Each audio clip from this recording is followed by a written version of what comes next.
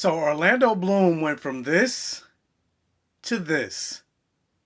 Zaddy. So really quick, before I get into my review of Carnival Row, I just gotta say, I just got my new iPhone 11 Pro Max. And so this is the first YouTube review I'm doing with my new phones because supposedly it's a much better camera. And of course, it's gonna be a better camera than my iPhone 7 Plus. So iPhone 11 Pro Max, I'm curious to see if I notice any difference with the camera. So Carnival Row is an Amazon Prime original series that came out basically exactly 1 month ago, August 30th. And I finally got around to watching it. I know I'm late. And really, it's not even that late because it was only 1 month ago, but in the world of streaming, that's like a billion years ago. But taken directly from IMDb, Orlando Bloom and Cara Delevingne star in Carnival Row, a Victorian fantasy world filled with mythological immigrant creatures whose rich homelands were invaded by the empires of man. This growing immigrant population struggles to coexist with humans in the grimiest section of the city, forbidden to live, love, or fly with freedom. But even in darkness, hope lives as a human detective, Rycroft Philostrate, and a refugee fairy named Vignette Stonemoss rekindle a dangerous affair despite an increasingly intolerant society. Vignette harbors a secret that endangers Philo's standing during his most important case yet, a string of gruesome murders threatening the uneasy peace of the row, as Philo investigates and reveals a monster no one could imagine. The first thing that I noticed while watching this series was, wow, Amazon put some money behind this production, because just the overall level of the quality of the CGI and the costumes and the way the show just looks overall, like it looks great. Now granted, not all the CGI looks that good, but for the most part, the CGI on the show is awesome. And then the way these creatures look. In this world, there are fairies, fauns, centaurs, werewolves. All of them look great. All of them look distinct. All of them look like creatures that can inhabit this world. And of course, the costumes, the way the world looks, this almost steampunk-esque 1800s world, like it all looks phenomenal. And something else that I thought was pretty good, I thought Orlando Bloom was pretty good in this role. Like, I enjoy seeing him play Rycroft Philostrate, like the hardened detective, the detective that really in this world, the only one willing to figure out what was going on with these murders with the Fae and the humans. Because for the most part in this world, like, humans don't really care what's going on with the fairies unless it directly affects them. And so you're following his character to basically try to solve these murders, and I thought he did a pretty good job in this role. And somebody else that I enjoyed was Cara Delevingne. Like, for the most part, I've never seen Cara Delevingne in anything aside from Suicide Squad, and I don't really want to fault her for Suicide Squad because overall I thought Suicide Squad was a bad movie. So you have an actress in a bad movie, you don't really want to judge her performance because the movie is overall terrible. Like, the only thing I know her from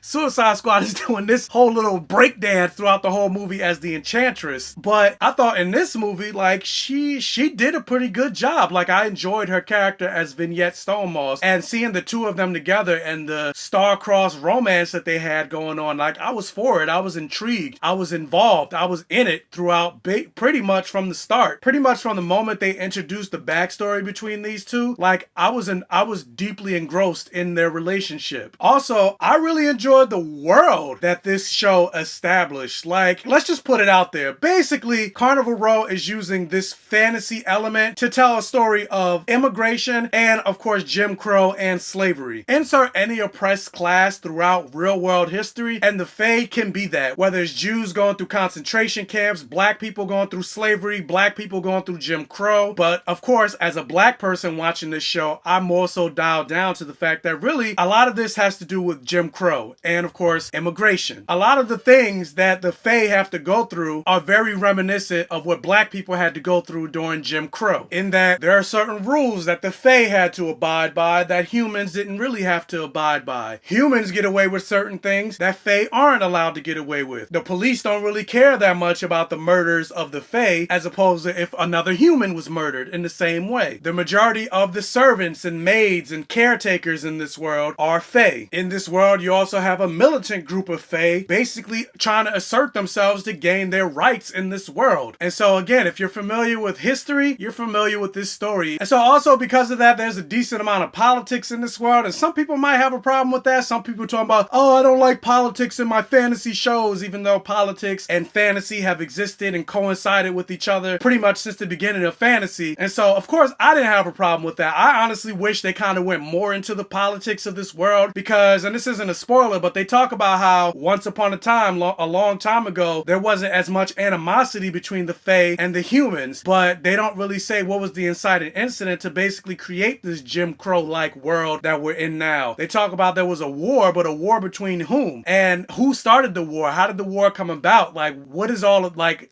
what is the backstory between that? So I would have liked to have seen more of that and how all these factions came about. And with that said, like, you can't have a world that's basically an allegory for slavery, Jim Crow, and immigration and not tell a dark story. And this show is pretty dark. And not even just the fact that the color palette is pretty grayish, but I just mean in terms of darkness in the tone. Like, this show has some blood, some sex, some gore, and some magic, which are the things that I love in my fantasy. So that made me love this show even more. So if you're not a fan of those things, blood, sex, gore, and magic, then this show is definitely not for you because it definitely got pretty bloody. Now granted, in my opinion, there wasn't enough sex, and for a show to be about fairies, hey, there wasn't enough gay in the show. So I'm just like, okay, like, what are you doing? Like, you had it, granted, it might have been too much on the nose, but come on, can I get at least one gay fairy in this show? Like, what does it take? And no, I'm not saying there were no LGBTQ elements in this story, but I wanted more. Of course, I'm always going to want more because I am Black Gay Comic Geek, and I always want more black characters and more gay characters in leading roles, not just there and in the background, but actually driving the narrative. And like I said, yes, you had some of that, but again, I always call for more. Speaking of calling for more, two characters that I'm not really calling for more of, so they followed this character named Imogen and Mr. Agreus. And basically, without going too much into spoilers, Mr. Agreus is one of the Fae that basically rises to the aristocratic levels of society. And they don't really go into how he accumulated his wealth for the most part. And with him being a Fae moving into a human neighborhood, you're gonna get people judging him and talking behind his back and giving him stares and stuff like that as he basically tries to matriculate into the greater human society. And I wasn't really a fan of that storyline because it felt so disjointed from the murder mystery that we were following from the main story that by the end, I felt like it didn't really add anything to the greater storyline. And I'm just like, okay, where did that really go? Like, what was the point of all of that? And I'm gonna get into spoiler territory for the Mr. Agreus and Imogen storyline because I have to talk about this because I wasn't really a fan of it and it was pretty predictable going into the show. So if you haven't seen Carnival Row, skip maybe like 30 seconds ahead or put this video on mute and I'll wave my hands when spoilers are over with. You have Mr. Agreus, who's part of the Fae species, and Imogen, who's human, who's basically the racist rich white girl in this world, and they end up falling for each other and falling in love and becoming a couple. And I was just like, really? Is this what we're doing in this show? Like, I've seen this trope before. The nice Negro man or Negro woman falling for the racist man or racist woman, and through their love, it ends up changing their racism. It's like, no, I'm not falling for nobody. I don't want to see a story of a black man or black woman falling for somebody that's outwardly racist. Like, fuck all of that. And it's not to say someone that's racist can't change, but you have to show me first that you changed before I'm giving you the time of fucking day. And I don't know, I just hated that narrative, and it just irked everything in my soul to see those two together. And on top of that, like, it was more on the nose because Mr. Agreus was played by a black man and Imogen is a white woman. So even if you take the fairy element out of it, just the fact that you got this black man and white woman, and it's not even just the interracial part, but just the fact that you got this woman who's obviously racist falling for this man, and it's just like,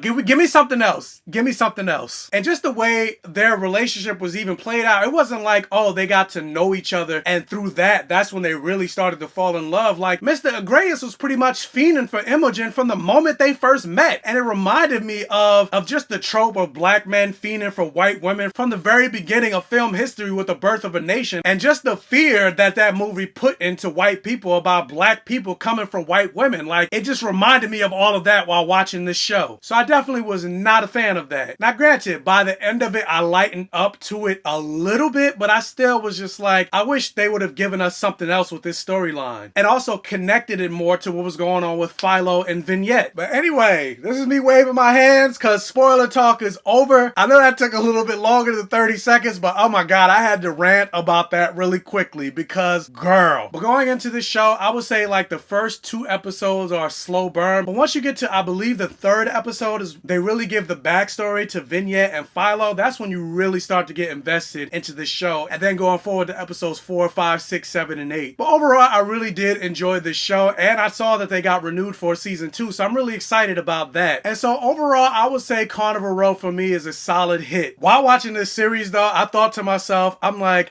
I find it interesting though that just by playing the sheer game of numbers, that more than likely there are going to be some racist white people watching this show and sympathizing and feeling for the plight of the Fae. But yet in the real world, when it comes to black and brown folk, they'll completely turn a blind eye and ignore the plight of racism and redlining and Jim Crow and all this other stuff have on black people today, and also be against things like reparations. But that's a whole nother topic and discussion for another video and another channel. But I had to mention it for this particular show because of the subject matter. So have you guys seen Carnival Row? If you did, what did you think about it? Let me know down in the comment section below. Also, if you can, please hit that thumbs up and like this video. It'll really help out the channel. And if this is your first time watching one of my videos, please check out the other videos on my channel. If you like what you see, please subscribe for more. Tell your friends, families, and neighbors about my channel to help me continue to grow. And hit that bell notification button so you can see every time I post a new video, because I post at least one video every week. And as always,